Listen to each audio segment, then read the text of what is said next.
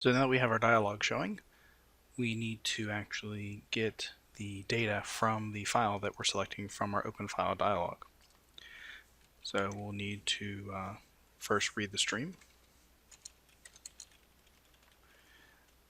and we'll need to place the data into a buffer. And then the second step will be to send the buffer along with the customer ID to our products or inventory utility. Alright, so we don't need to do work anymore. So let's go ahead and start by reading the stream and placing that data into a buffer. Now, a buffer is a term that's used to talk about the place where data from the stream is going to be held.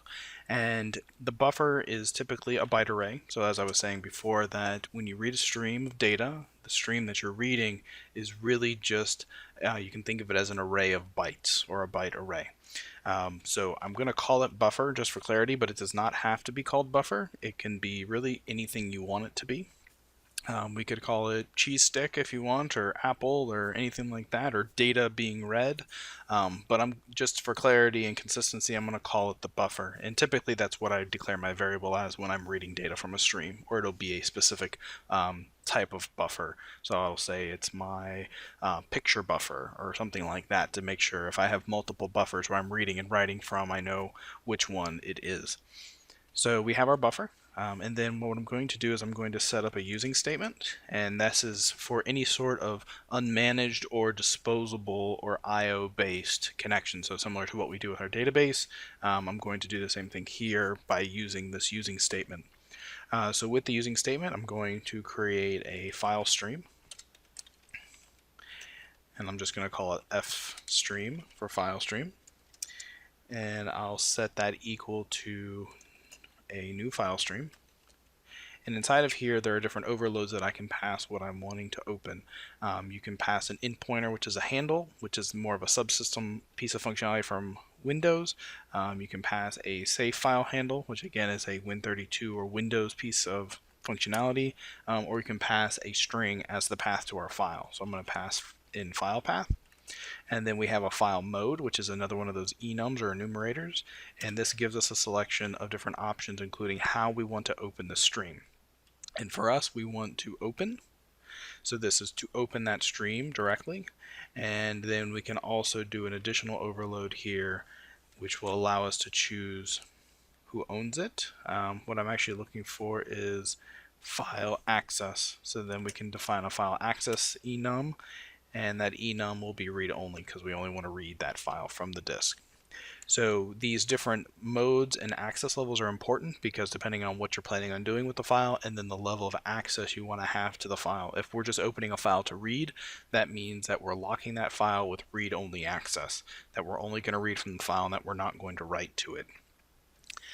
So now that we have our file stream or an fstream variable in place, we can actually go through and start reading from the stream. So we can say fstream.read.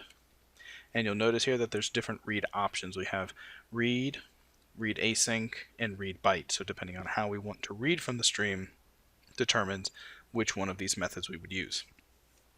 So I'm going to go ahead and read. And what we pass in here is an array of bytes. So we'll pass in our buffer. And then the second thing that we pass in here is going to be an offset. And the offset is where in the block or where in the stream do we want to start reading. And I want to start reading at 0, which is the beginning of the stream. And then comma, and then it wants to know how many bytes do you want to count from the given stream to load into the buffer. And in this case, what we're going to do is we're going to do fstream.length. And that's the full length of the stream. Now, not every stream has a length property that you can use. But most of them do, and you can test whether or not based on additional properties. So let's see here. So length is a long, so that's bigger than what we're looking to work with. But what we need to do here is we actually need to initialize our buffer as well. So I'm going to go ahead and cut this out, and I'll show you a trick that works that helps you to be able to do that declaration in there real easy. So we have to actually initialize this buffer to be the size of what we're going to read in. So we're going to say this equals a new byte array. And then when you initialize an array with a fixed length, you actually put that number inside of square brackets. We can put a long in here, so we'll put that length of our stream in here, and then we can come down here and say buffer.length, which comes back as an integer. So that'll say create a buffer that's the length of our stream, and then we want to read from our stream into our buffer starting at position 0, and we want to read all the way to the end of our buffer's length, which is the length of the stream. So we kind of move that around to make that all work. And again, the reason we did that is that this stream length is a long, but this function call for read is looking for integers. So we kind of circumvented the system by saying our stream length is a long, but we're going to use it to declare our buffer, and then our buffer length is treated as an integer, so we can then pass that in. So what this will do is it'll read that file all the way into our byte array, and that will then give us access to all the data in our buffer. And then we can take that buffer and we can then send it off to our utility class and say, here's the customer ID of the here's the product ID of the product that we want to update, and here's the buffer that has the new image that we want to update as well. So that'll be the next step in this module.